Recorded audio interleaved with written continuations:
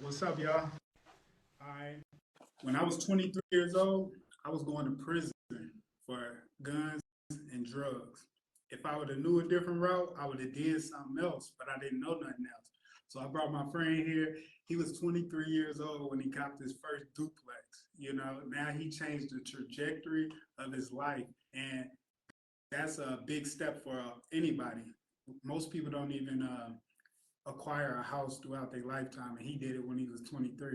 I'm gonna let him introduce himself though. Yeah, like you said, my name's Ty Lewis. I'm a 24, I guess, 24-year-old entrepreneur now.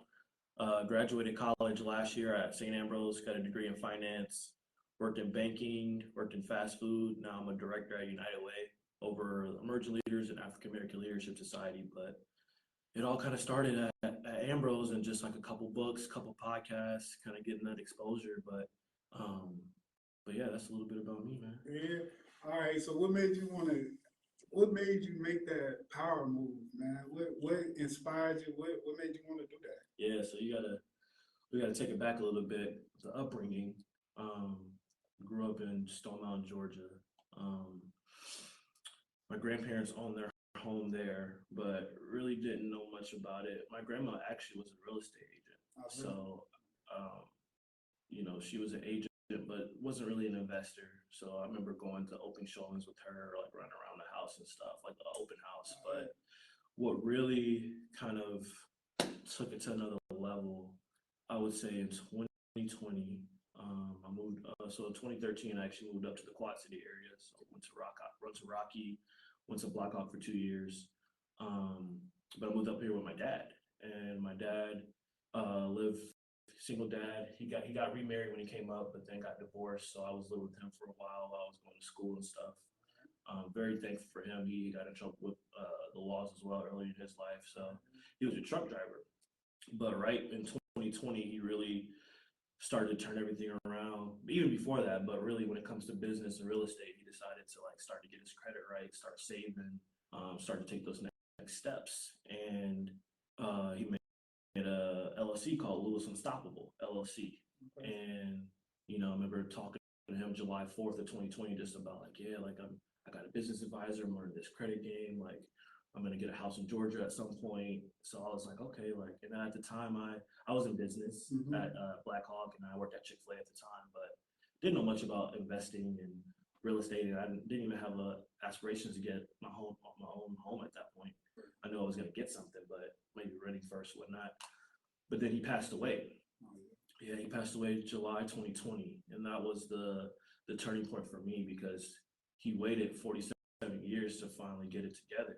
And after he passed and got it all together, I'm like, okay, like obviously he's grieving, still went to school, had a lot of help, had a lot of support, but it starts with the why, right? So you kind of ask like, why did I get into it? That was the start of like what I've done since then, and my why, what gets me driven and gets me going. So when he passed, like I said, he had the LLC but didn't get the property. He was gonna do truck driving stuff but didn't do that. So starting in 2021, that's when really I was like, we got to get this going. Like we got to I can't wait till I'm 30, 40, 50. You're not promised tomorrow. Yeah. Plus, like we always rented, and he always talked about, go to school, like become a business owner, become business smarts, like be a director, be a CEO.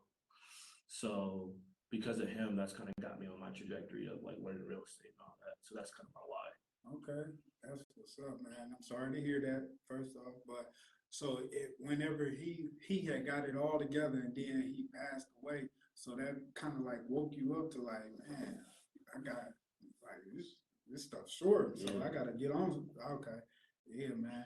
So what was the first podcast, the first story you seen about house hacking and all of this stuff? Yeah. So shout out Randy Tucker. Randy's a buddy of mine. Went to school together, played basketball. One of my best friends. We always just kept in contact. So he ended up going to school in Indiana, and then went to Green Bay, Wisconsin, and now he's playing in New York.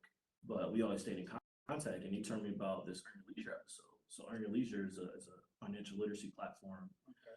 Told me about that. He sent me an episode about Mark Cuban, and there was another one with another real estate person. I can't think of his name, but I actually met him at InvestFest, so we could talk a little bit about InvestFest and some of that stuff later. But he put put me on with that. And at the time, that's when like it was about 6 months after my dad passed. So I got through the first semester at Ambrose, kind of got my feet wet at the bank. I started at Quad City Bank and Trust as an intern. So I got my feet wet there, got my feet wet on campus.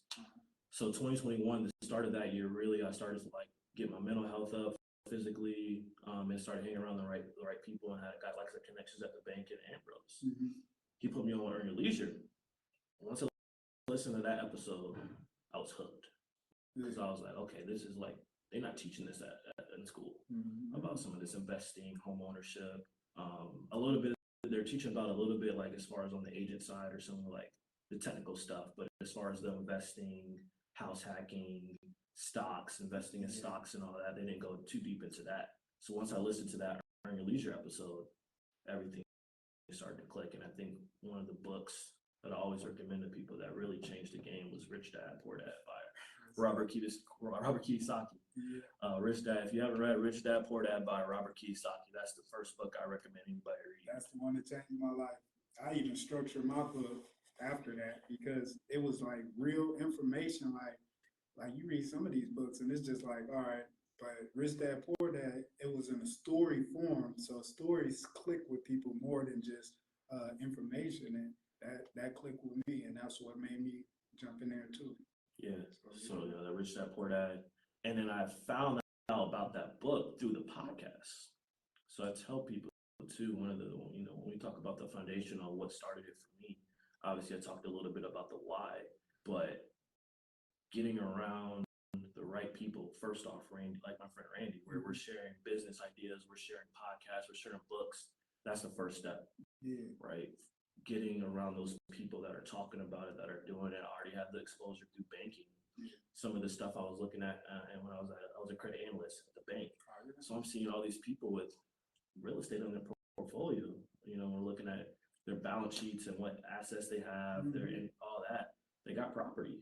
So I'm like, hold on, and then it's like at the right time, I'm seeing that. My friend recommends the book, the podcast, or he recommended the podcast. I heard about the book. Once I started reading that, I'm like, the biggest lesson in that book, right? Don't work for money, let money work for you. And it really stuck with me because my dad was working for money his whole life.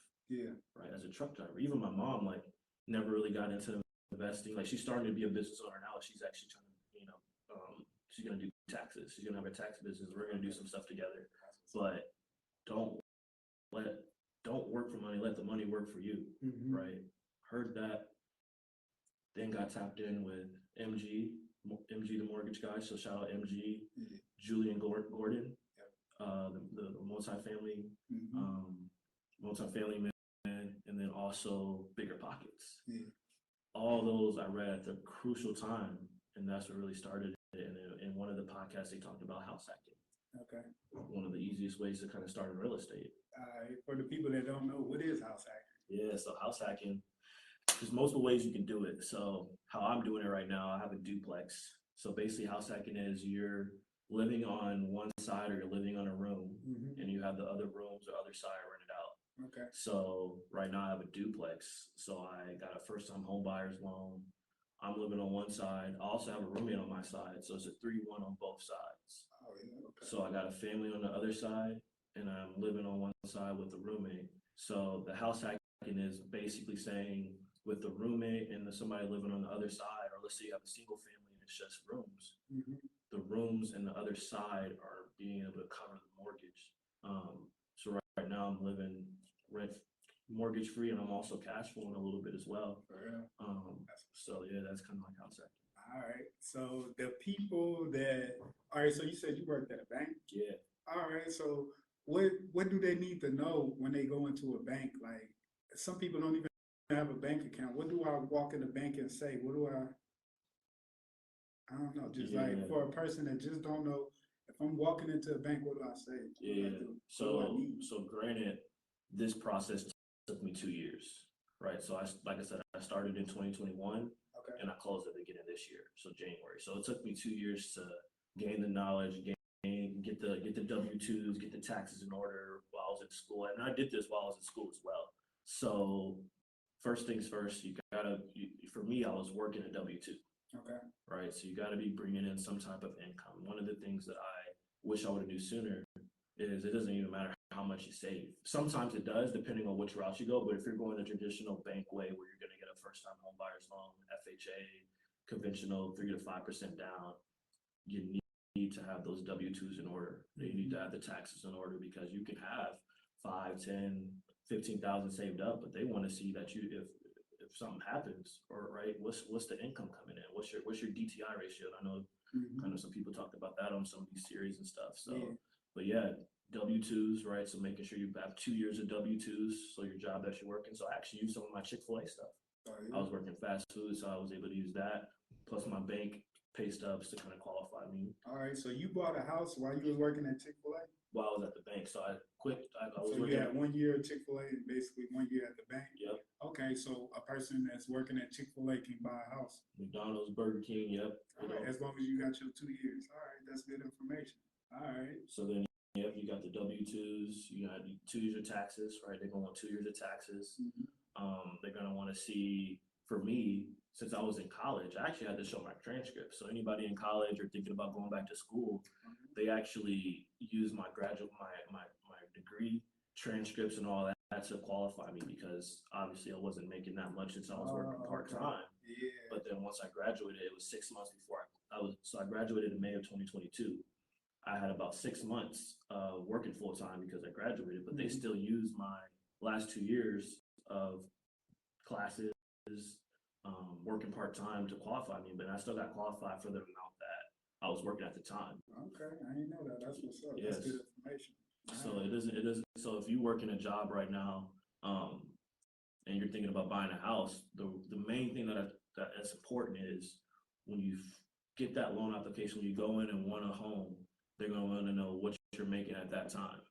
So you could be making less right now, and then you start to, next year you want to apply, they're going to go off that amount, right? They're going to go off that amount, because if they would have used my college information, I wouldn't have been able to qualify for what I got. Yeah.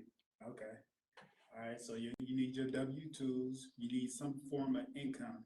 And what about your credit? Did you have credit? What was that? Yeah. So I got to really thank my mom. She put me on my when I was 18. Got my first credit card, and it was just a secure card from it was a Discover MasterCard, I believe. Okay. I still got it too, but it's a secure card. I think I only had $200 on there, right? And I paid it off every month, right? So I think I just had a Netflix account, and I think I put gas on there. Everything else I just used my debit card for the time being. But I paid it off, and as I slowly got more years under my belt, then I got another 2 cards. So I got a Amex Gold, and then I got a Chase Freedom Unlimited. Okay. And while I was in school, those 2 cards plus my starter card, like I was already at like a 712. Yeah. And so I started at 18 and I closed when I was 23. So that's, All right. So you had a good credit score. All right. So credit, 2 years tax. What about a down payment?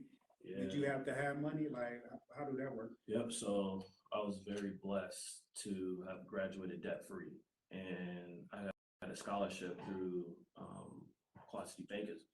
While I was working there, I had volunteered a couple years back, and I actually got blessed with a full ride. Okay.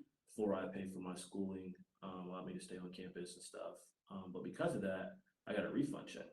Oh, yeah. All right. So while I got the refund check, plus I was still working part-time.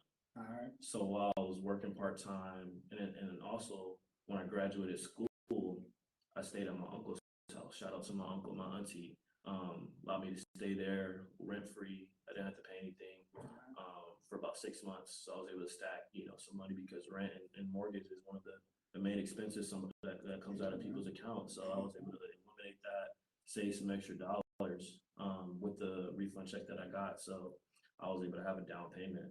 So, with the first-time home buyer, if you're trying to house hack, there's a couple ways, right? So there's FHA, first-time home buyers, that's government-backed, 3.5% down. That's what I use. Yep. So that's one of the options. But something that I got, it was called a CRA loan, CRA.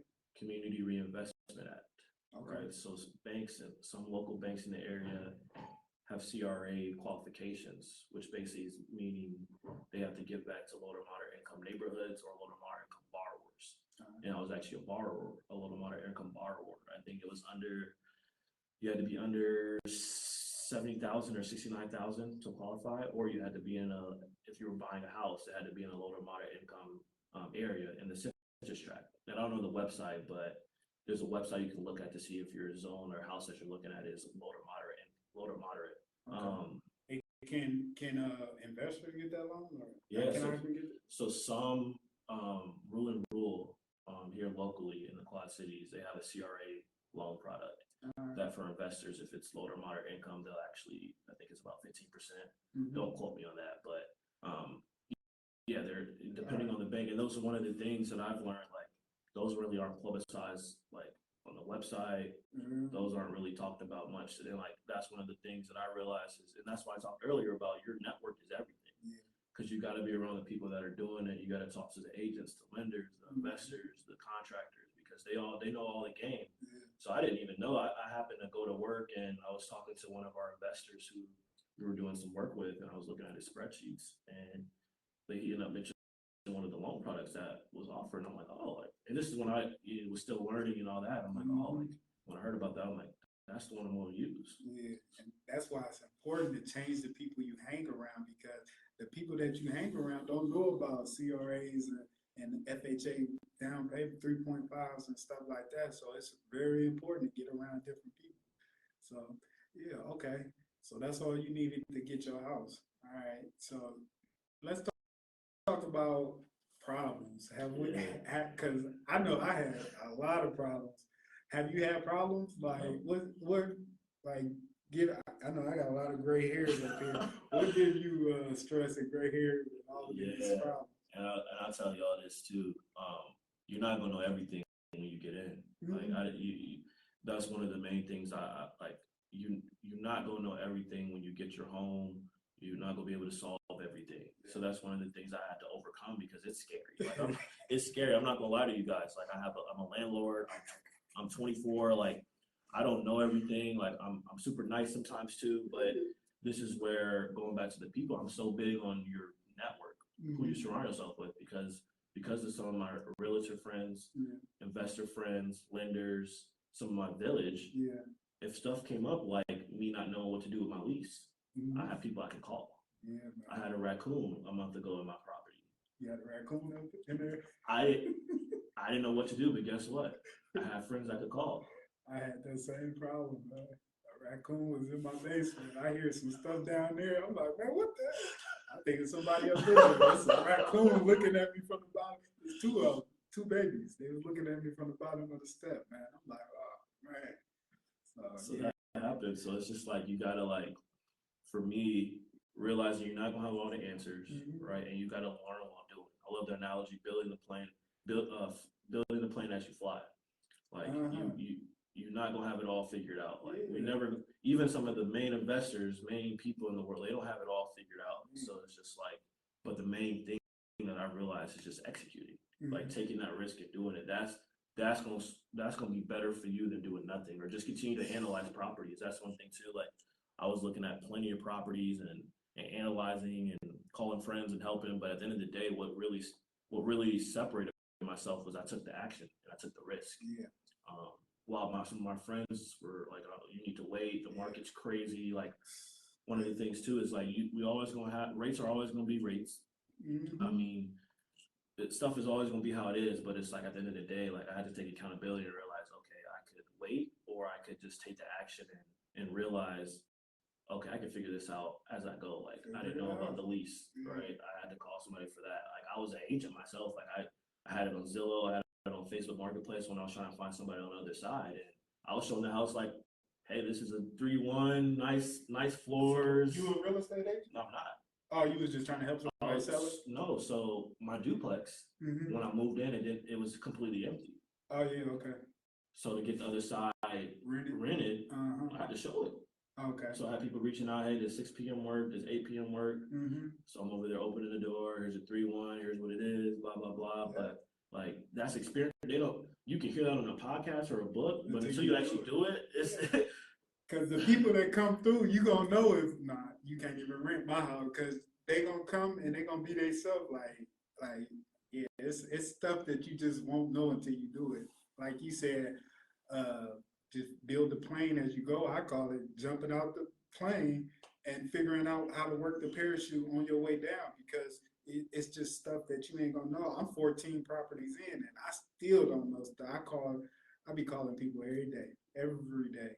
Every day it's another problem. It's another fire that you got to put out. So you ain't gonna never know it all. You just gotta jump out there and go with the flow. Yeah. So those are some problems. Have you had any like maintenance problems? Yeah, so one of my both actually sides of the duplex, one of the rooms doesn't get a lot of air. Okay. So like when it gets cold, the heat is not as hot in that room. When it gets hot, it's not as cold in that room. So that's where I tell like if for me, I'm not a mechanic. I don't know nothing about toilets, plumbing, electric, like, and I tell y'all this, like, I didn't know anything. Yeah. And that was one of the scares of being a landlord. Like, I didn't know anything, but this is why I say if you got the right people around you, I overemphasize that. Yeah. I'm blessed that I had real estate agents that I knew that either knew how to do stuff or knew people that knew how to fix it, or investors that hey, here's my mechanic guy, here's my handyman. I'll allow you to use them. Call them, let them know you know me. That was one of the things that like saved me because I had a door mess up. The front door of my place, it started to come off, so I had to call somebody. Had the AC and heat not work. Had the cooling system off at some point. You know, all that stuff happened, and at first I was like, yo, what do I do? But I'm like, let me calm down. Let me call somebody that's been doing this, right? They told me here's what you need to do. Yeah. And this is where too, like the cash flow that I have been getting and the money that I did save, like. It's not. I'm not financially free, but this is all gonna always get reinvested. Like just because I'm living rent free and got extra cash, it doesn't mean I'm cooling now. Like there's always something. I get people all the time calling me asking me for money like I'm rich. I just had a furnace breakdown. That's 4 bands, right? I just had a tenant not pay. That's a band or two. Like we always got these fires, and people think that we rich because we got some real estate. No, we ain't living check to check. We living rent to rent. You know what I mean? So on me, like it's just a lot of problems, but it's worth it in the end. Is what I tell people. So I love the. Could you explain to them like amortization and us getting paid? We ain't getting paid on the front. We make $200 right now, but can you explain the amortization and getting paid on the back end to like? Because that's what it is. This is our retirement. It's not our income. So could you explain that just a little bit? Yeah. So I tell people too, like real estate, especially your first couple of doors, houses, properties, like you're not gonna be making money. Like I learned that from books and podcasts and people. It's just like, hey, like yeah, I might be cash flowing, you know, a couple hundred right now, but like I said, that's all getting reinvested. But it's the long term game. So like one of the things I had to like tell myself is like, if I hold this property, right? So I'm 24 right now, and I got it in 20 this year. If I pay it off in 30 years, and there's ways you can pay it down in 15 years, right? But if I hold this, right, eventually it's gonna get paid off. Now I have a free and clear property. Now I just gotta pay for the utilities. There's still gonna be taxes, but I don't own the loan anymore. Now, once I am 15, or maybe let's say I do 30 years, right? You don't know how to pay down in 15. 30, how, like 50, 60, like now that's my retirement property, right? So now instead of relying on Social Security or I still got stocks. I'm still in stocks as well, but now I got this property that depending on what I charge for rent and where I'm at, I could be cash flowing $2,000, right? $2,000, $3,000, and now I'm gonna get another property at some point as well, right? So now let's say I got 5 properties, right?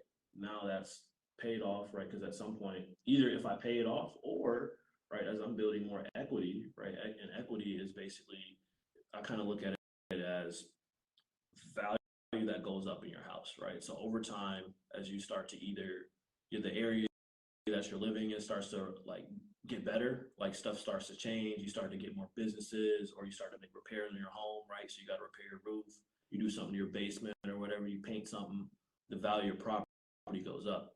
So you basically got more money in the property over time, right? With that property, that's the equity that you have, now you could either sell it because it's worth a lot now, or we haven't talked about cash out refi or HELOCs. So now you have access to cash, and now the main thing, like I said, in the Rich Dad Poor Dad, watch this, which is why I tell people to read it. Now you can let the money work for you. Now you take it out, now you put it in another property, or you put it in the stock market, or you get in another side business or something. Now those are providing cash flow for you, income for you. Now that's your retirement, instead of hoping Social Security is gonna save the day for you. Yeah, man. So I had made a post is like, we live in life just like a monopoly board. We just going around collecting our 200 and trying to stay out of jail. That's how most of us is living our life. But if you get this property, now you got this income coming in. When you get 1 or 2 properties, you still at the beginning where that brown is at, right? And then whenever you get to Donald Trump stage, that's whenever you own Boardwalk and Park Place, where you really making cash. But in the beginning, you're not gonna make nothing. But if you don't get in the game, you won't get to Boardwalk. It's impossible. So that's what I tell people, just jump in there. Like real estate, house hacking is a way to get your highest expense down to 0. So if you do that, now you freed up your income. Now you could do other things with it. So that's why I like to encourage, man. That monopoly, that I tell, like, I actually had a youth class on, or did a workshop on Tuesday, and I mentioned monopoly, that same thing you said, and I just said, like, how do you win a monopoly?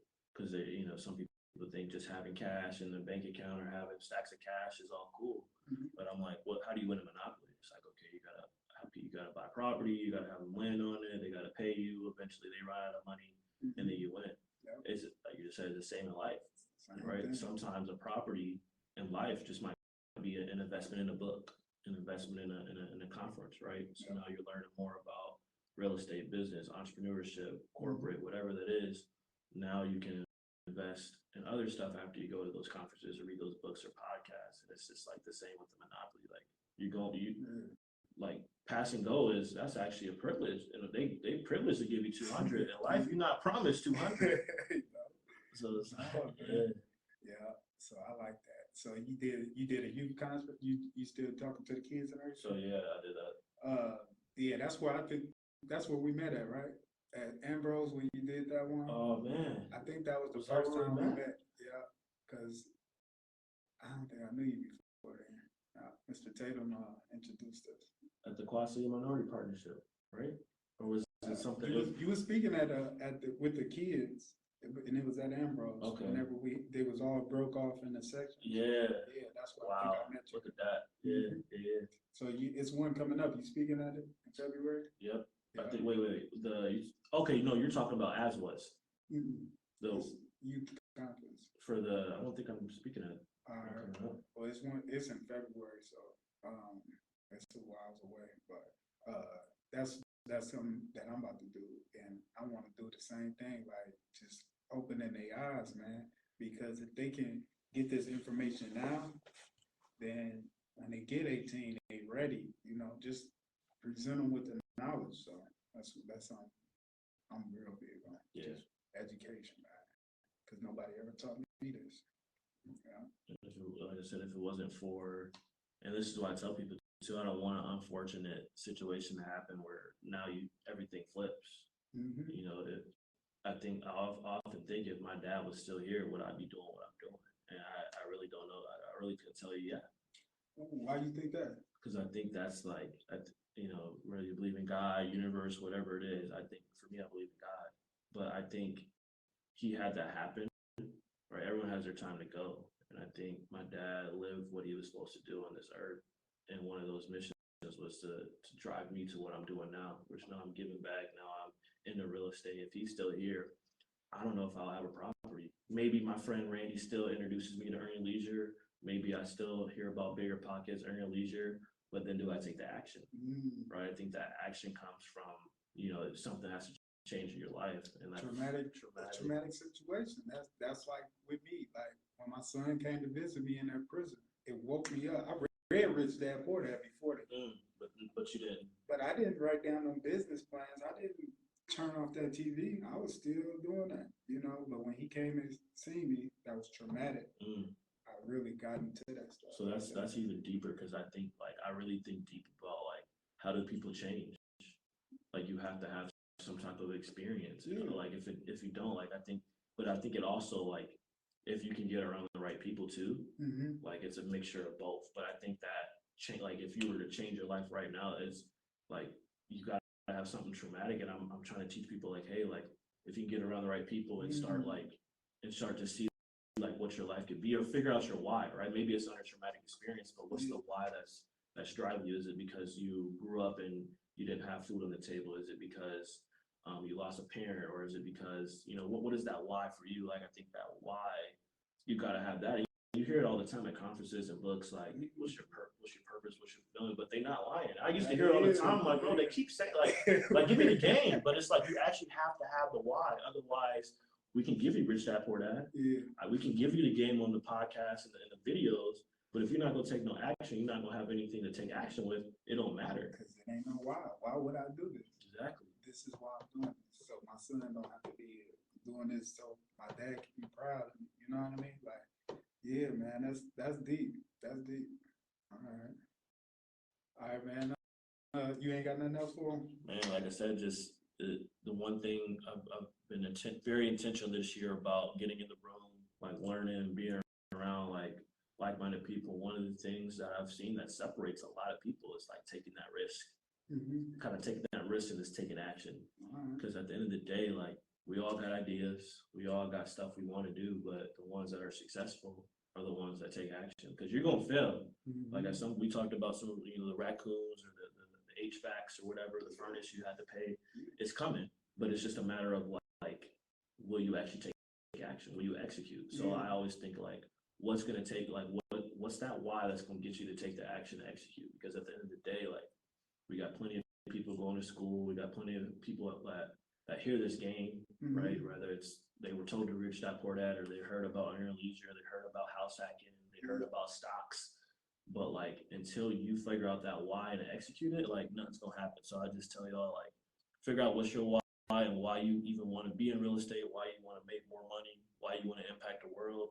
Because I know that, and nothing's stopping me now. Like I'm 24, like I was in school and still did all this, so there's really no excuses. Like I lost my dad. My dad turned it around, like he was about to get his stuff together. So there's no excuses. Like you just gotta hold yourself accountable and like figure out how to keep going. Because at the end of the day, ain't nobody coming for you. Like I had to be intentional about like, yo, how do you do this? I didn't know anything about house hacking. You asked me, we had this interview 2 years ago. I would have been saying, oh, like I don't know, what is that? Like, but like over the last 2 years, I've been intentional. I've been learning. I've been growing, and that's what really like it comes down to. Because it's like you can either be working like that was my dad. Like he was literally working all the time. And that's one of the whys for me is like when I start to have my family, start to have my kids, I'm gonna be there. I'm gonna be in a situation where I can take off work at any point and go to the game. We can go on vacation at any point. I can go and talk to the kids and not necessarily have to worry about getting the check because I got the real estate, I got the stocks, I got the other stuff. But that's my why. What's yours? Okay. What's your why? Yeah. See, that's that's very important. Being intentional, having a reason to do it, and actually doing it, man. Like I didn't know, like I'm 3 years in this thing. I didn't know nothing. When I come to find out, I didn't know nothing. When I wrote this book, I had 3 properties. I thought I was gonna be Donald Trump. Now that this stuff is taking off, it's like, oh man, I don't know nothing. Like somebody would look at me and be like, you just a baby. You still got your training wheels on. You know what I mean? But you gotta start. You gotta start if you wanna get there. So I encourage everybody to just jump out there and jump first, figure it out. You know, don't be scared. We don't know what we're doing until we do something, right? Remember when you was first walking, you didn't know what you was doing. You were just stepping, you know. So just try something new, man, and it could change your life. I know real estate changed my life, and it's only up from here, you know. So like I said, like one of the things that mentors have told me, and I have reach out. Like we were both here, like we're happy to answer any questions, or if we don't know it, like my mentors always said, we'll point you in the right direction. If I don't have an answer, we'll get you to an agent or an investor or a business person that knows the answer. Because it's like it takes a village. Yeah, yeah. It takes a village. Yeah. You can't do it alone. You know, I made a post on Facebook when I started. I was just like, hey, like I'm looking for a 2, 3, or 4 unit, and this goes back to being intentional. I made a post. You can go check my Facebook. I made a post saying, hey, can I get any connections? I'm looking for a 2, 2, 3, or 4 unit. I'm looking at house hack. I will love any recommendations or whatever. Because of that, all right, I got connected to agents that maybe necessarily I'm not using now, but you never know in the future. But I'm connected to them now. So now I got agents. I met investors, but then I also met a real estate meetup group. And because of that real estate meetup group actually got me my duplex. So it's kind of one of those crazy stories where it's like, because I made my posts, because I was intentional, because I started getting around the right people, I found my duplex because of that. Dang. Okay, that's what's up. Yeah, I know. I just go into places and be like, hey, can I get like the bank? Go in there, hey, can I get some money? Like for real, like that's what I be on. Like not literally walking in, but I would apply. I got like 13. I had like 13 inquiries on my credit report because I applied for a credit card, applied for a loan, applied for a mortgage. You know, just asking. You know, opening my mouth, asking, and since then, them dominoes been falling and stuff been happening because I was intentional, just doing it. You know, I'm soaking in the knowledge, but I'm actually out there implementing. So that's all I got for you. Like you gotta implement it. So you give him the game. I mean, he's been giving y'all the game the last few months, giving y'all the steps, but I guarantee there's still some people that haven't took any action. So it's just like and that's one of the things that I like. What's that? I go back to the why in your circle because that's what's going to get you to change. Like even if it's about working out, it's about you looking for a job, you looking for a new car, like whatever it is. It's like if you got to be around the people that are. I love this. I talked about this at my youth conference as well. Stop asking for directions to people for places they've never been. It was something along those lines, but it was like you're asking directions. You're asking a person for advice or directions to something they've never done. So you're asking people how, like I'm looking to invest, I'm looking to lose weight, I'm looking to buy a car, I'm looking to get a job in corporate, I'm looking to be a CEO. You're asking people that are not even doing that. So that was one of the things where I got intentional about, okay, who's house hacking? Who owns a 2, 3, or 4 unit? Not asking people that I like, they're gonna give you your opinion. Oh, you should wait. The rates are crazy. Like I heard that, and they were at 4%. Back when they're like, you gotta wait, Tyler. You gotta wait till it drops to 2, 3%. I had people saying that, but they not going that way no time soon. So get in now, and then if they do, then refinance.